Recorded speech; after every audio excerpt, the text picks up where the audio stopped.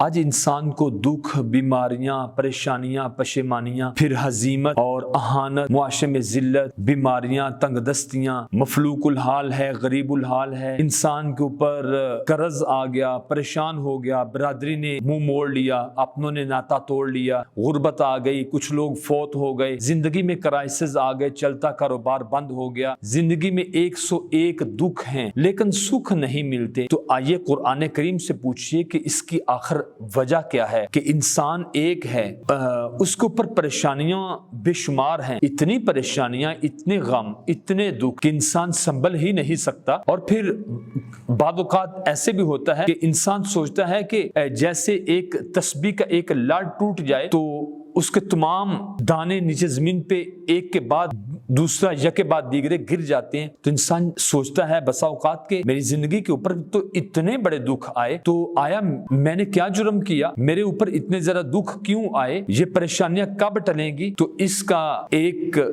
اس کے بارے میں قرآن کریم نے کیا فرمایا؟ 21واں پارہ سورۃ سجدہ، اعوذ باللہ من الشیطان الرجیم، بسم اللہ الرحمن الرحیم، وَلَنُذِيقَنَّهُم مِّنَ الْعَذَابِ الْأَدْنَىٰ دُونَ الْعَذَابِ الْأَكْبَرِ۔ اللہ تعالیٰ فرماتے ہیں انسان تمہیں میں دنیا کی چھوٹی چھوٹی پریشانیوں کا مزہ اس لیے چکھاتا ہوں دون العذاب الاکبر، تاکہ تو توبہ کر کے جہنم کے بہت بڑے عذاب سے بچ جائے، لعلہم یرجعون، پلٹ کے اللہ کے راستے کی طرف چلے جاؤ۔ ہمیں چاہیے کہ ہم آج اللہ کے ساتھ صلح کر لیں۔ یہ ہماری زندگی میں چھوٹے چھوٹے جو دکھ ہوتے ہیں نا، یہ ہمیں اللہ کے راستے کا ایڈریس بتا رہے ہیں۔ وہی ماں باپ ہوتے ہیں جو بہت زیادہ محبت کرتے ہیں انسان کے ساتھ، لیکن وہی کہتے ہیں کہ اس کو تھوڑی سی سزا دے دو تبھی جا کے یہ انسان بن جائے گا۔ ماں باپ وہی ہوتے ہیں جو کہتے ہیں کہ جو ہمارا بچہ ہے نا یہ بہت زیادہ بیمار ہے، اس کو ہاتھ بھی نہ لگایا جائے، وہی کہتے ہیں ڈاکٹر صاحب اس کو ڈرپ لگائیں، انجیکشن لگائیں تاکہ یہ صحت یاب ہو جائے۔ تو انسان کی زندگی میں بھی جو مشکل مرحلے آتے ہیں یہ انسان کو سبق سکھانے کے لیے ہیں، اور اللہ تعالیٰ فرماتے ہیں وَلَنُذِيقَنَّهُم مِّنَ الْعَذَابِ الْأَدْنَىٰ دُونَ الْعَذَابِ الْأَكْبَرِ لَعَلَّهُمْ يَرْجِعُونَ۔ اے انسان تیری زندگی کے اندر چھوٹی چھوٹی تکلیفیں اور دکھ اس لیے رکھ تاکہ تو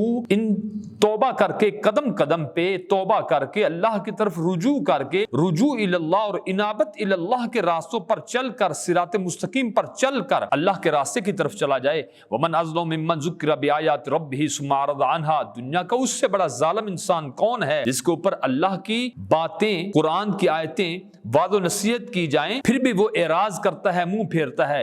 اِنَّا مِنَ الْمُجْرِمِينَ مُنْتَقِمُونَ۔ اللہ تعالیٰ فرماتے ہیں ایسے مجرموں سے پھر ہم انتقام لیں گے۔